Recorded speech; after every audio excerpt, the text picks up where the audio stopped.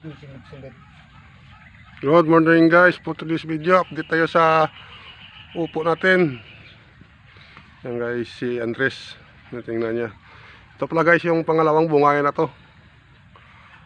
Yung unang bungay na-harvestan namin. Ito pangalawa na to. At pangalawang bungay guys, sobrang dami na. Sini-check up ko, baka may bulok eh. Yan guys, Baka inuuod yung tanim namin. kita mo yan guys yung bunga ng upo naman.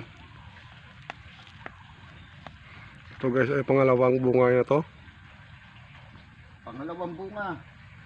Pangalawang ani. Yan, inaayos yung bagay niya. Yung bunga yun. Yung upo namin guys, tumatama lang yung haba yun. Sakto lang sa haba. Ika-ika. Pwede ligawan. Ano na sa mga upo, ano? Pinoy.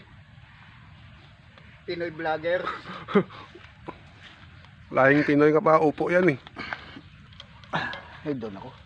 Ito, lilinisin ko to. Ito muna. Yan guys, linisan amin to. Yung mga puno yan, dami naman damo. Kasi ilang araw na hindi na nilinisan to eh. 2 weeks na yata. Yung kamatis naman yun, may mga hinog na naman. Kamatis, sili. Ito yung sitaw. Malapit naman ang sitaw.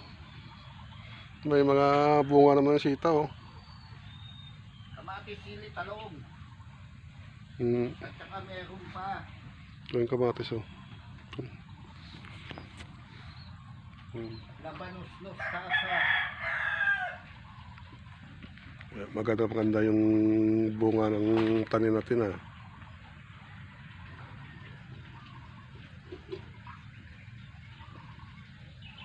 Oh, mga kamatis. Dami ng hinog.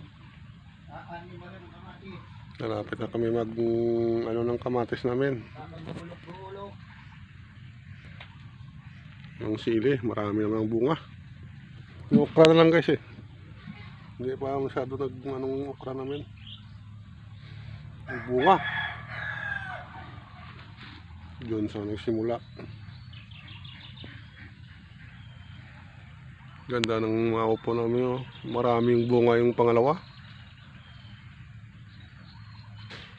2, 4, 6, 8, 10, 12, 14, 16, 18. Mga 20 piraso. Ilang puno na yan? Isa, dalawa, tatlo, apat na puno lang guys. May nasusunod pa may mga maliliit ang bunga. Maliit ang bunga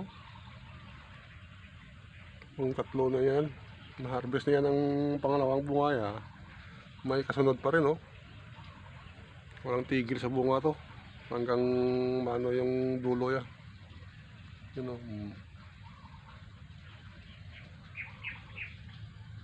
Yung magandang pisto yan, kitang kita yung init